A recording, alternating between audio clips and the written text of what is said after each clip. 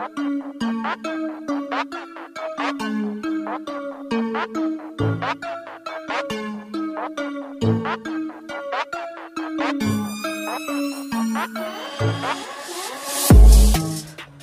semuanya, kembali lagi ke channel yang seadanya ini. Nah, kali ini gue akan ngelanjutin pembahasan novel Shinka no Mi. Nah, bagi kalian yang baru mampir ke channel ini, alangkah lebih baiknya untuk menonton video yang sebelumnya dulu biar tahu alur ceritanya. Dan jangan lupa juga untuk tekan subscribe-nya sebagai bentuk dukungan untuk channel ini ke depannya. Oke, jangan lama-lama lagi, langsung kita gasken.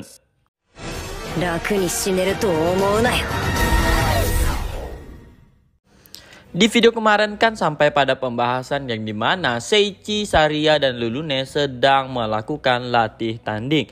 Nah, setelah latih tanding antara Seiichi, Saria, dan Lulune, arena tempat mereka bertanding menjadi hancur. Oleh karena itu, Seiichi di sini menggunakan sihir Earthwave-nya untuk merenovasi tanah yang ada di arena tersebut. Earthwave adalah sihir atribut bumi yang menghasilkan gumpalan atau memanipulasi tanah dan memindahkannya dalam area efek yang kecil. Seiichi di sini juga menahan kekuatannya, karena kalau dia dengan serius menggunakan Earthwave-nya ini, maka nggak tahu apa yang akan terjadi pada stadion itu. Mungkin jadi tambah hancur kali ya. Nah, masih seperti biasa, Beatrice di sini dan murid-murid tercengang melihat aksi Seiichi. Seiichi juga menggunakan magic wash-nya untuk membersihkan debu yang menempel pada murid-murid. Setelah itu mereka pun pergi ke kelas. Beatrice pun memberikan arahan kepada murid-murid itu, dan Beatrice juga sangat kagum melihat kekuatan Seiichi yang hanya secuil itu. Secuil loh itu ya. Beatrice juga berkata kalau dia sangat minta maaf karena tidak bisa mengeluarkan potensi murid-muridnya, dan dia berharap Seiichi sebagai wali kelas yang baru akan bisa membuat para muridnya mengeluarkan bakat mereka dan potensi mereka. Mendengar itu, Seiichi pun paham bahwa itu adalah salah satu upaya pengunduran diri dari Beatrice. Sebenarnya, Seiichi tidak mau kalau Beatrice mengundurkan diri, namun dia paham akan situasinya. Kemudian Seiichi pun maju beberapa langkah ke depan dan berteriak bahwa dia akan mengeluarkan bakat dan potensi dari muridnya. Oke, kita akan berpindah scene. Scene ini berlatar belakang di hutan lebat Barbadora, yaitu dekat dengan Akademi Barbadora. Di dalam hutan itu terdapat banyak monster dan juga tempat latihan para guru dan murid. Oleh sebab itu, para guru menipiskan jumlah monster di hutan itu untuk mengurangi cedera pada murid jika mereka sedang latihan. Namun di dalam hutan itu ada seorang pria yang menggunakan jas left-nya kayaknya seorang dokter dan berkacamata yang sangat aneh sedang berhenti di tunggul pohon. Kalian tahu tunggul nggak sih? Tunggul itu bekas yang pohon ditebang gitu ya. Raut wajahnya kalem dan senyumannya bisa dibilang karya seni. Namun atmosfer dari pria itu sangatlah menyeramkan, karena di sekelilingnya banyak monster yang sudah bermatian akibat dibunuh dengan brutal oleh pria itu. Pria itu bernama Demiolos, dan di belakangnya ada seorang wanita bernama Angelea. Mereka berdua bisa kita sebut sebagai iblis, karena tujuan mereka adalah mengumpulkan energi negatif yang banyak untuk membangkitkan Demon God. Demiolos mengajak Angelea untuk bekerja sama dalam hal membangkitkan Demon God. Demiolos juga berniat ingin ke Akademi Sihir Barbadora. Tujuannya adalah untuk membantai para pahlawan yang ada di akademi. Namun Angelea sempat menyanggahnya, tapi lama-lama mereka pun seperti ingin bersenang-senang bareng dan segera membantai para murid di akademi. Mereka memanfaatkan tentang kehadiran mereka yang tidak diketahui oleh siapapun, dan kemudian tangan The Demon God Cult pun merayap di Akademi Sihir Barbadora. Namun yang jadi masalah di sini adalah kedua iblis itu tidak mengetahui bahwa ada seorang The Monstrosity, yaitu si Seiichi. Nah, kayaknya nanti si dua iblis ini bakalan kena mental ya. Dia belum tahu Seiichi itu gimana ya. Jadi kita tunggu nanti di bagian yang itu. Nah, sekarang kita akan berpindah scene lagi. Ini adalah sedikit cerita tentang Seiichi dan Karen, yang dimana si Karen sangat jatuh cinta ke Seiichi. Pada awalnya Karen adalah gadis tomboy. Dia tidak pernah dianggap wanita oleh laki-laki yang ada di sekolahnya dulu. Dia juga selalu melindungi gadis-gadis yang dianiaya oleh para laki-laki hingga masuklah ke SMA. Dia melihat seorang anak yang gemuk. Anak itu adalah Seiichi. Karen melihat Seiichi sedang dianiaya oleh murid-murid di sekolahnya, ditendang, dimaki, ditonjok, dan lain-lainnya. Si Karen yang melihat itu sebenarnya ingin membantu si Seiichi, tapi Karen ketakutan karena melihat anak laki-laki yang membuli Seiichi. Setelah sekian lama membuli Seiichi, akhirnya para murid itu pun pergi. Mungkin itu karena kebosanan kali ya. Setelah melihat murid itu pergi, akhirnya Karen pun baru berani menghampiri si Seiichi. Karen bertanya ke Seiichi apakah dia baik-baik saja. Lah, si Karen ini gimana sih? Kan bisa dilihat sendiri tuh babak belur kok ditanya baik-baik saja. Seiichi hanya tersenyum ke Karen, terus Karen pun bertanya lagi, kenapa Seiichi tidak melawan mereka? Seiichi kemudian menjawab dia tidak bisa melawan mereka, dan Seiichi juga memberitahu kalau dia juga melihat Karen sedang ketakutan. Karen pun membenarkan hal itu. Namun Seiichi di sini mengungkapkan alasan mengapa dia tidak melawan, itu agar para pembuli tidak akan menghampiri Karen setelah membuli Seiichi. Karena beberapa murid sempat melihat ke arah Karen juga. Karen pun menanyakan alasannya ke Seiichi mengapa Seiichi melindungi Karen. Seiichi menjelaskan kalau itu adalah karena ayahnya. Ayahnya pernah berkata bahwa dia harus menolong setiap gadis yang sedang ketakutan atau kesusahan. Mendengar itu Karen langsung tersentuh karena selama ini Karen tidak pernah dianggap gadis oleh para laki-laki. Namun Seiichi berbeda, itulah yang membuatnya menumbuhkan rasa jatuh cinta ke Seiichi. Setelah itu Seiichi tetap memasang wajah tersenyumnya ke Karen walaupun Seiichi sendiri dalam keadaan babak belur. Akhirnya mereka pun berteman. Akibat pertemanan mereka, si Karen pun dipertemukan juga dengan orang-orang seperti Seiichi yang seorang penyendiri. Mereka adalah Shota dan Kenji. Nah, pernah juga di suatu hari Karen, Kenji, dan Shota diculik oleh segerombolan pencuri nih. Mereka dimasukkan ke dalam gudang dan dijadikan sebagai sandera agar mereka dapat uang dari ayahnya Karen. BTW Karen ini adalah orang yang keluarga dari yang sangat kaya gitu ya. Mereka memiliki perusahaan kelas kakap. Nah, singkat cerita mereka ini diculik. Terus mereka nggak tahu harus ngapain. Kenji dan Shota sudah nangis-nangis hingga mereka pun tertidur lelap akibat kecapean menangis. Karen mendengar suara Seiichi di luar. Seiichi sedang berteriak-teriak mencari Karen dan yang lain-lainnya. Lalu para pencuri itu pun keluar dan menghampiri Seiichi. Kemudian Seiichi ditanya oleh para pencuri tersebut apa yang membuat Seiichi ke lokasi. Seiichi pun menjawab bahwa dia mendengar obrolan ayah Karen di telepon kalau anaknya sedang diculik. Oleh karena itu si Seiichi datang. Terus Seiichi menanyakan ke pencuri itu kenapa mereka melakukan hal itu kepada Karen dan yang lainnya. Para pencuri itu pun membentak Seiichi dan menjelaskan kalau pada awalnya perusahaan ayah Karen ini telah mencuri keadilan mereka hingga bekerja saja sampai-sampai tidak digaji yang membuat mereka menjadi orang yang sampah. Sampai istri-istrinya lari dari mereka. Terus orang-orang yang dekat dengan mereka juga sampai-sampai menghilang akibat ulah dari perusahaan ayah Karen ini. Nah, setelah itu si Seiichi pun membentak balik. Kenapa mereka segampang itu putus asa maksudnya. Seiichi pun menceritakan hidupnya yang penuh tantangan. Dia menjelaskan bahwa kedua orang tuanya telah mati, namun dia tetap bertahan menjalani hidup.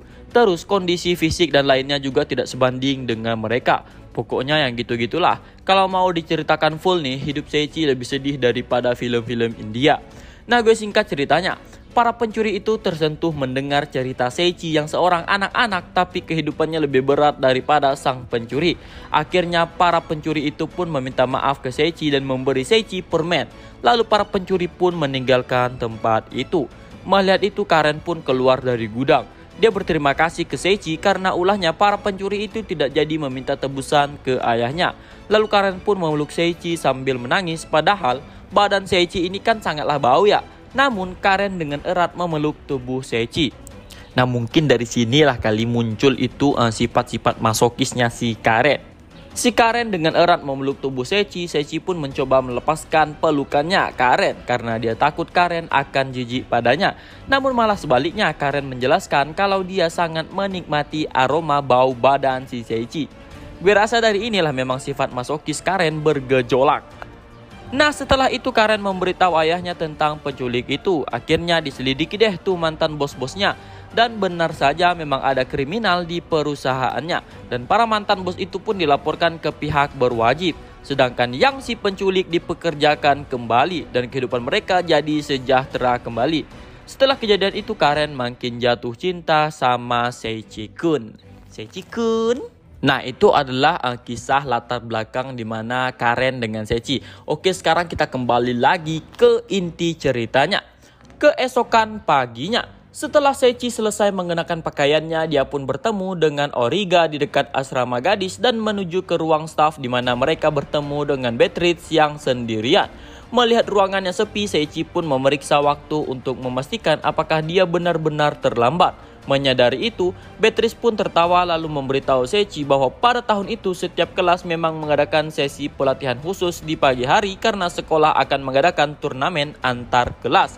Jadi, dalam upaya untuk menang melawan kelas lain, semua orang pun mulai melakukan pelatihan khusus mereka termasuk kelasnya Seichi. Tapi karena Seichi dan yang lainnya baru saja tiba, Beatrice pun tidak bisa mengaturnya. Seichi dan yang lainnya pun minta maaf karena telah datang terlambat. Beatrice pun tidak mempermasalahkannya. Kemudian mereka pun berencana untuk memulai pelatihannya besok dan melakukan yang terbaik. Setelah itu Beatrice pun mulai mengumpulkan bahan-bahan yang ada di tangannya. Itu adalah handout yang telah dibuatnya sendiri untuk setiap siswa di kelas F. Karena setelah turnamen di sekolah berakhir, ujian tahunan pun juga akan diadakan. Sehingga Beatrice pun sudah menyiapkan handout yang merangkum mata pelajaran untuk masing-masing siswa dan membagikannya setiap kali mereka ujian. Setelah Beatrice selesai merapikan materi, mereka pun pergi. Sambil memikirkan usaha yang Beatrice lakukan, Seichi pun melihat sekelompok siswa dan guru mereka yang baru saja menyelesaikan pelatihan khusus mereka berjalan kembali dari arah yang berlawanan ketika Seichi dan yang lainnya menuju ke kelas F. Sementara Seichi dan yang lainnya berdiri di dekat dinding untuk membiarkan mereka lewat, guru dari para siswa itu pun berhenti di depan mereka. Guru itu memiliki rambut halus berwarna perak yang dipotong sedikit di atas bahu dan memiliki mata dengan warna yang senada dengan rambutnya. Dia mengenakan jubah merah dengan dekorasi mewah menutupi seragam militernya. Seichi pun merasakan sesuatu yang sangat menjijikkan tentang orang itu.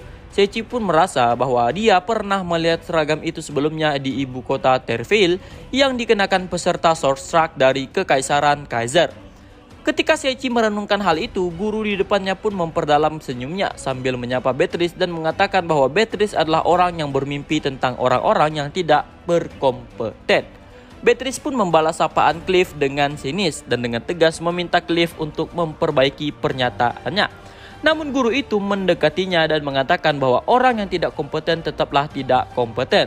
Lalu guru itu pun mengundang Beatrice bergabung dengannya untuk makan malam. Maksudnya itu mengundang Beatrice untuk makan malam ya.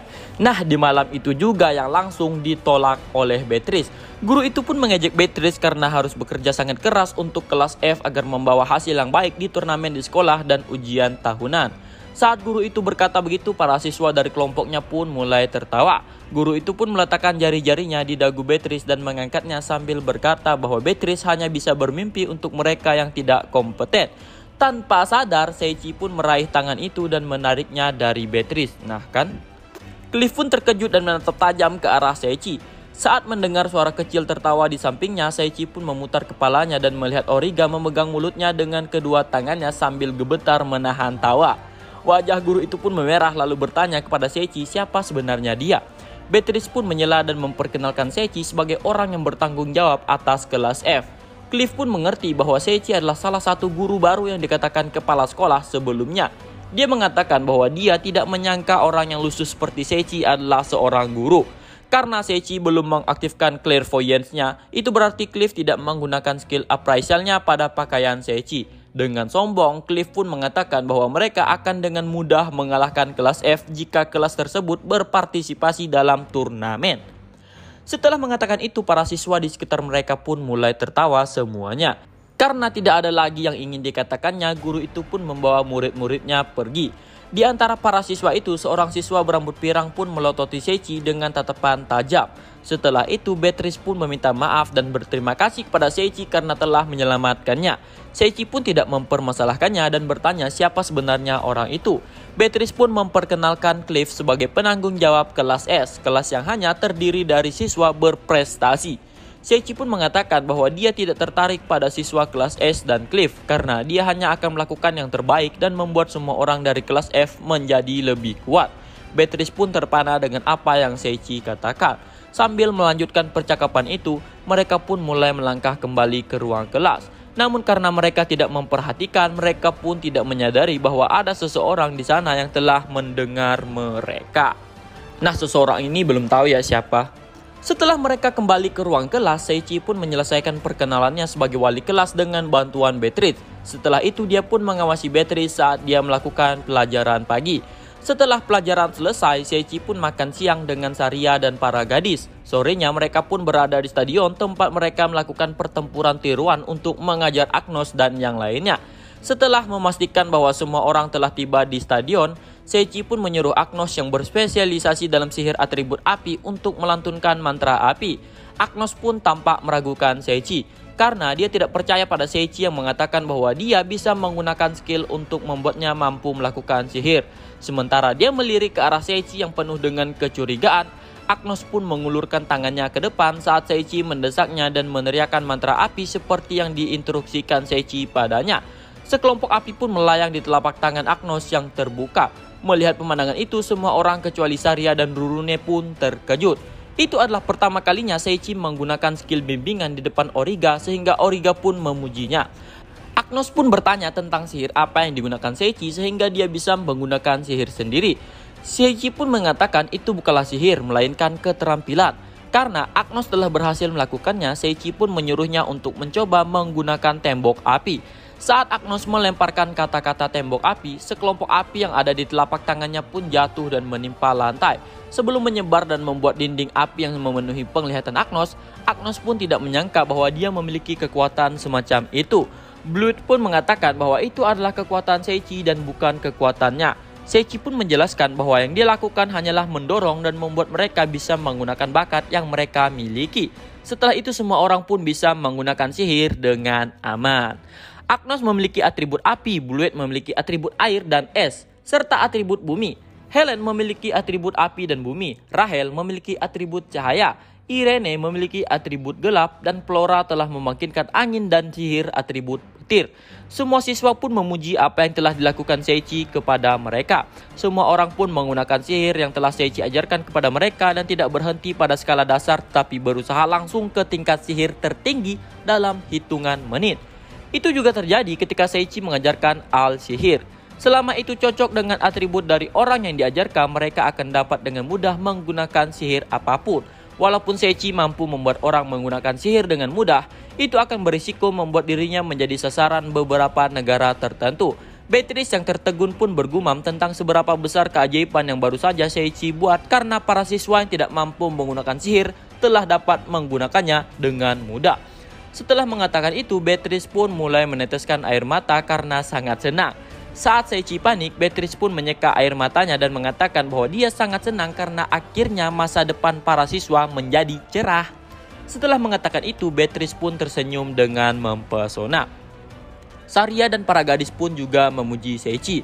Seiichi pun segera mengalihkan perhatiannya dan melihat seorang siswa. Saat Seiichi memanggil namanya, Leon pun tampak sangat ketakutan dan mulai meminta maaf. Begitu Seiichi melihat Leon memegang kepalanya dan mengerang, Seiichi pun berlari kepadanya dengan tergesa-gesa. Beatrice yang memperhatikan keanehan pada perilaku Leon pun juga datang. Ketika Seiichi memanggilnya, Leon malah semakin ketakutan. Bahkan kata-katanya semakin buruk dan kemudian tiba-tiba dia pun pingsan. Sambil menenangkan Seiichi, Beatrice pun mengatakan bahwa dia akan membawa Leon ke rumah sakit dan meminta Seiichi untuk menjaga siswa lain. Ketika Seiichi sedang berbicara dengan Saria mengenai situasinya, Agnos yang melihat Leon yang pingsan pun datang di belakangnya. Karena melihat Seiichi yang juga bingung, Bluet pun mengatakan mungkin itu dipicu oleh beberapa trauma yang dialami oleh Leon. Bluet menyimpulkan itu karena sebelum Leon pingsan, dia mengatakan bahwa dia tidak akan pernah menggunakan sihir lagi. Dengan kata lain, Leon awalnya memang sudah mampu menggunakan sihir dan kemudian dia berkata, "Jangan pukul aku." Itu artinya menggunakan sihir adalah traumanya. Seiichi pun terpana dengan analisis Bluet yang terlalu tenang. Tiba-tiba orang yang menggunakan Beatrice sebelumnya pun datang sambil membawa anggota kelasnya. Tanpa menyebut namanya, Seiichi pun menanyakan apa urusannya datang. Dengan sinis, Cliff pun memperkenalkan dirinya sebagai Marquess dari Kaiser Empire. Kemudian Agnos yang telah mengawasi dengan diam akhirnya tidak tahan lagi dan mengatakan bahwa Cliff cukup bernyali karena tiba-tiba datang sambil menyebut orang lain tidak kompeten. Karena situasinya mulai memanas, Seichi pun menghentikan Agnos yang hampir melompat ke arah mereka dan mengatakan bahwa berurusan dengan mereka hanya membuang-buang waktu mereka yang berharga. Mendengar perkataan Seichi, Cliff pun tampak tercengang untuk beberapa saat sebelum wajahnya menjadi merah dan hitam. Cliff pun memperingatkan Seichi untuk bersiap pada turnamen sekolah karena telah menentang kelas S. Ketika Seichi sedang memikirkan kapan percakapan itu akan berakhir, Cliff tiba-tiba tersenyum dan mengatakan bahwa dia akan menggunakan hak istimewa yang hanya dimiliki oleh kelas S dengan meminjam kekuatan para pahlawan yang tidak diizinkan untuk berpartisipasi, sehingga mereka akan menjadi lebih kuat daripada siswa manapun. Ketika Cliff mengatakan itu, Seichi pun terkejut ketika para pahlawan yang dipimpin Kanazuki atau si Karen yang berasal dari SMA yang sama dengannya muncul satu demi satu, termasuk Shota dan yang lainnya.